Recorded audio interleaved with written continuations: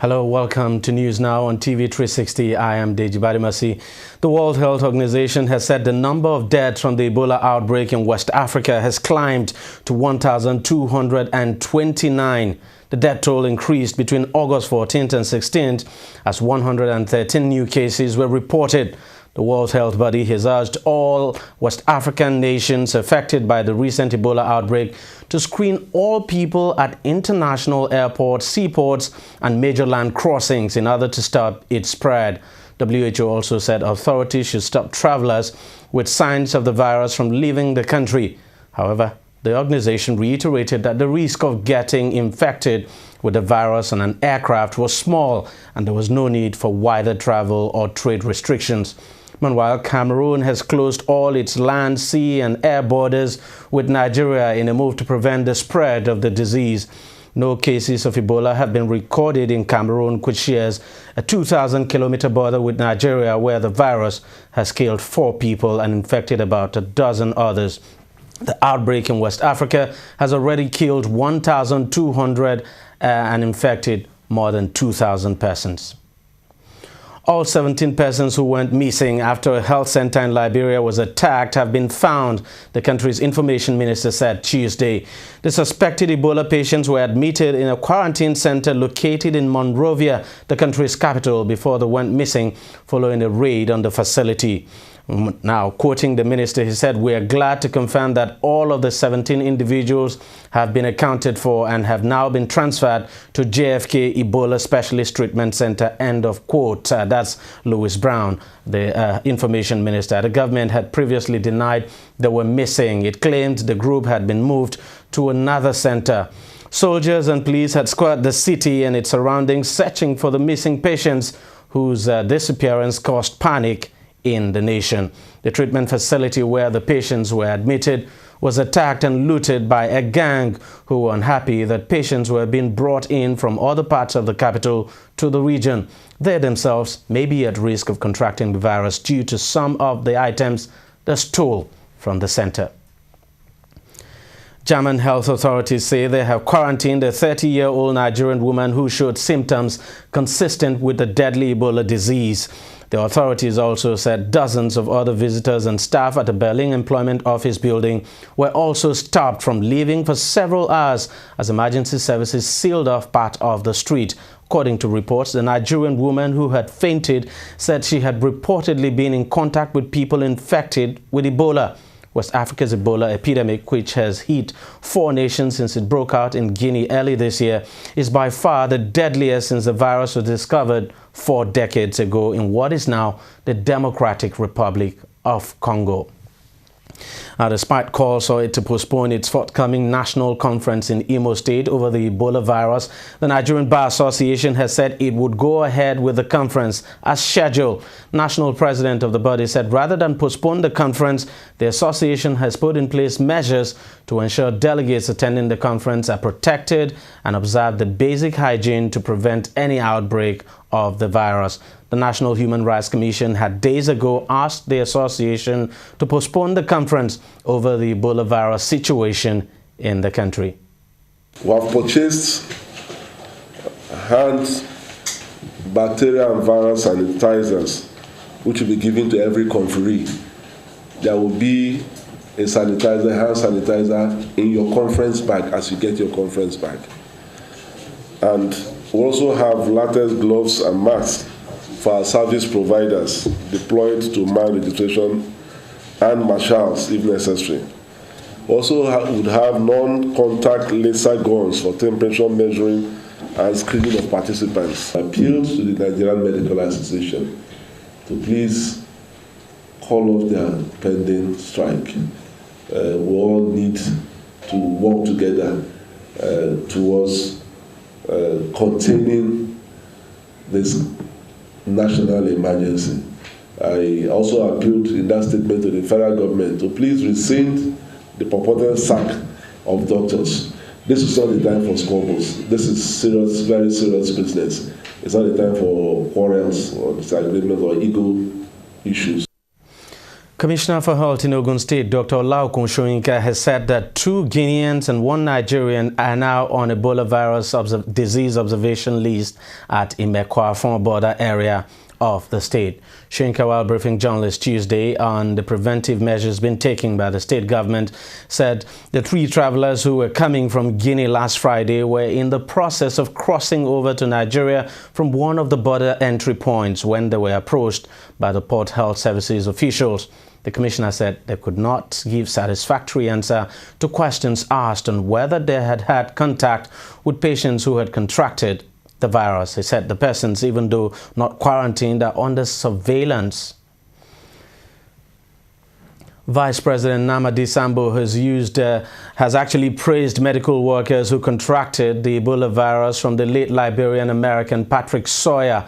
He commended them for doing their utmost to prevent the spread of the virus and even putting their lives on the line. The Vice President was speaking at an event to mark this year's World Humanitarian Day in Abuja.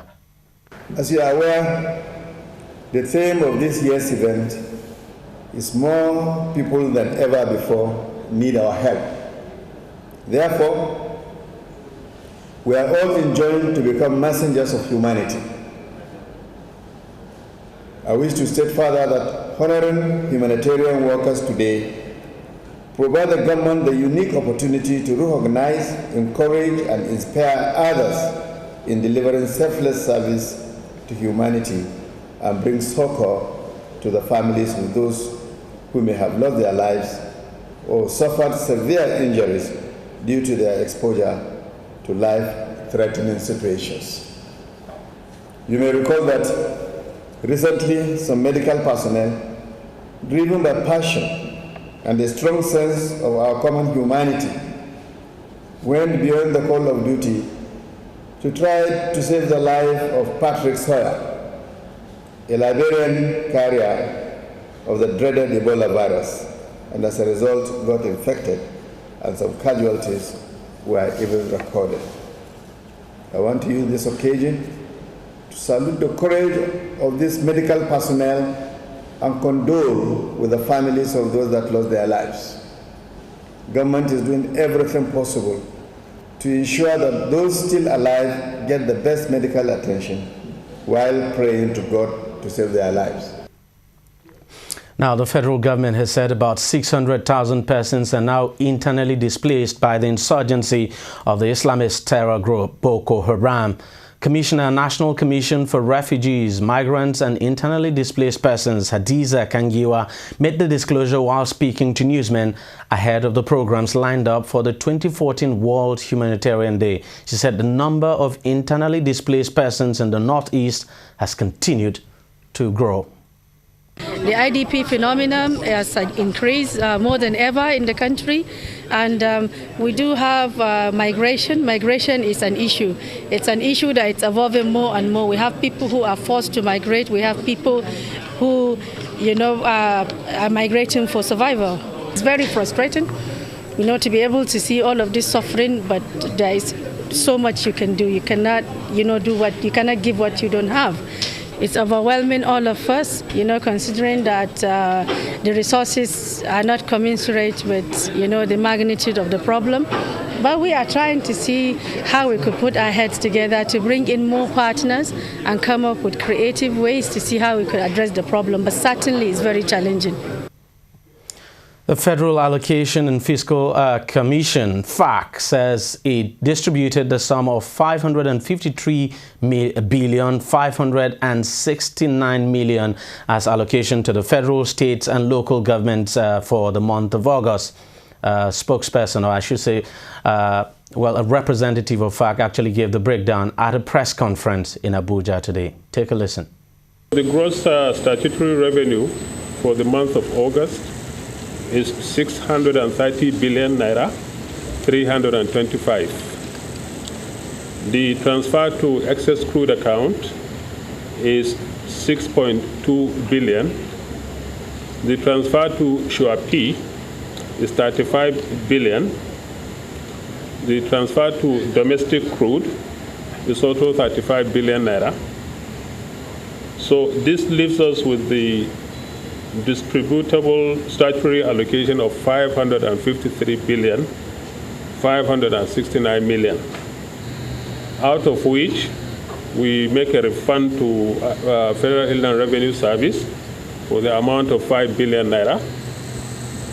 The cost of collection to Nigeria Customs Service, which is normally 7% of their total revenue they collect.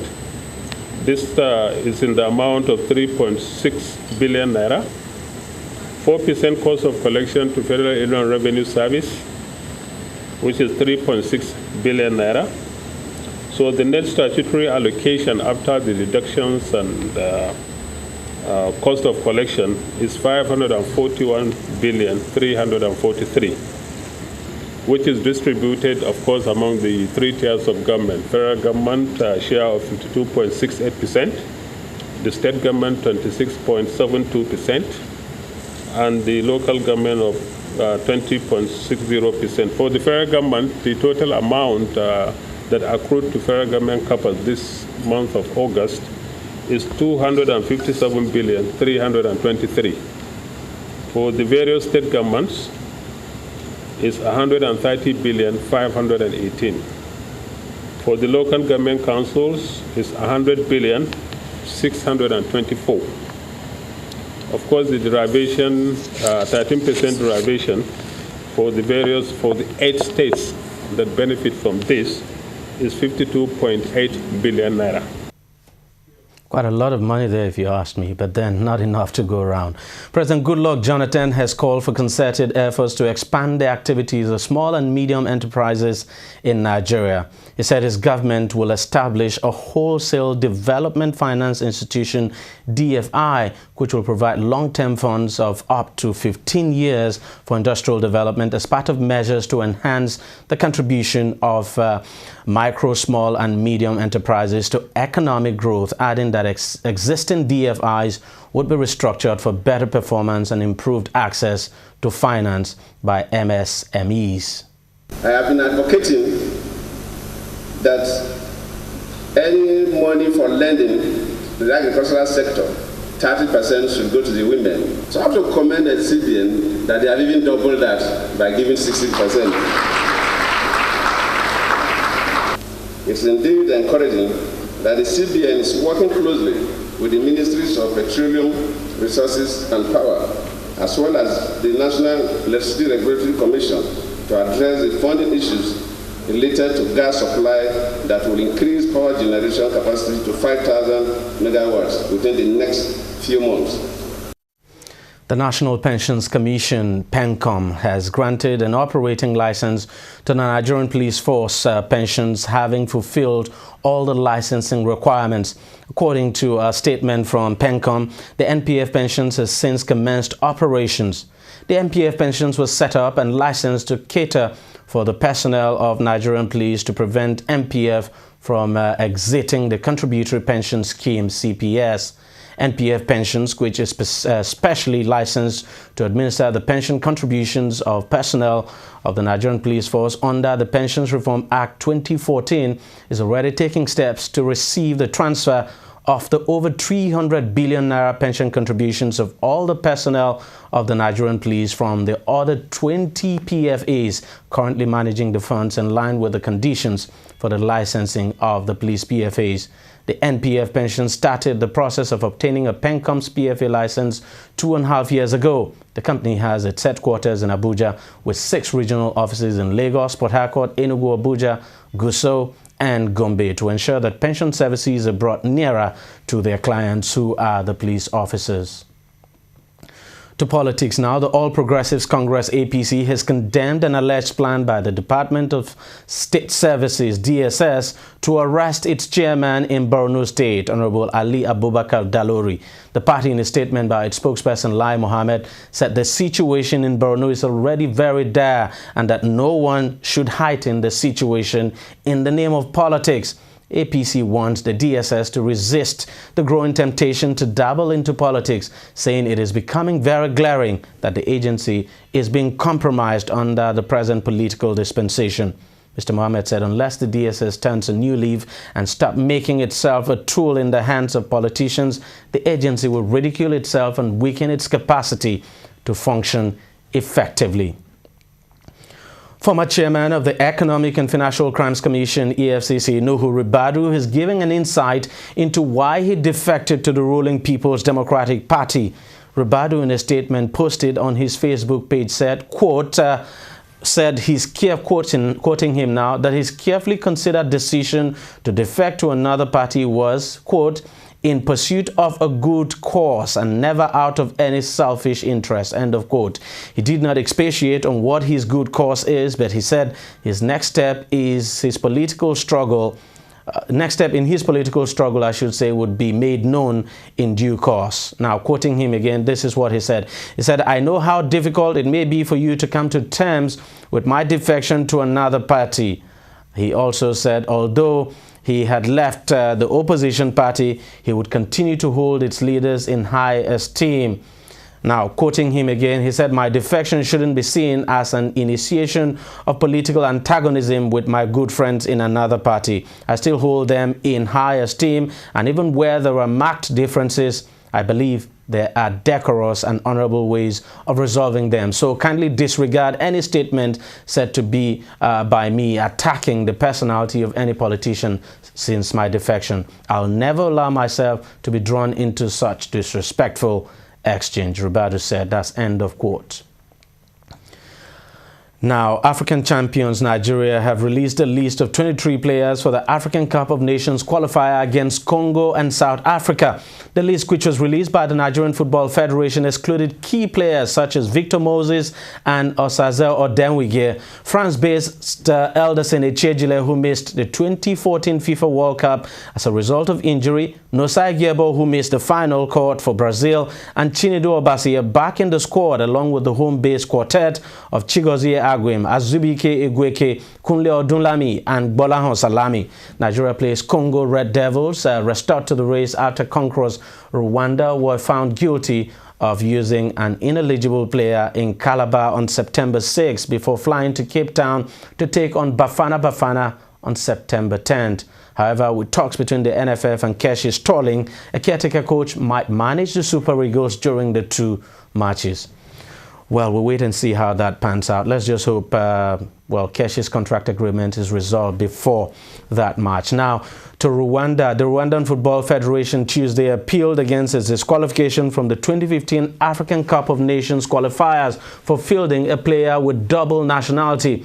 The Confederation of African Football, CAF, imposed the sanction after an investigation into Rwandan striker Dadi Birori, who plays for Democratic Republic of Congo club now Vita as Agiti Tadi Etekiama. CAF said that its probe found that the DR Congo-born striker was born December 12, 1986, as indicated in his Rwandan passport, while his Congolese passport indicates that he was born on December 13, 1990. However, Rwandan Federation Secretary General Olivier Mulindahabi has denied the claim, saying the striker had acquired his Rwandan passport in 2009, while his DRC passport was acquired in 2013, therefore making him eligible to play for Rwanda. But subsequent CAF investigations indicated that the player has passports in two names and two ages, and that the two identities refer to a single person,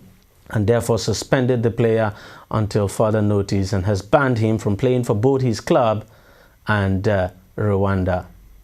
Well, I should say that's nothing new at all in Africa. Quite a disgrace there. And let's just see how FIFA resolves this. Well, it's on that note we end news now. We thank you very much for watching. I am Deji Badimasi. See you next time.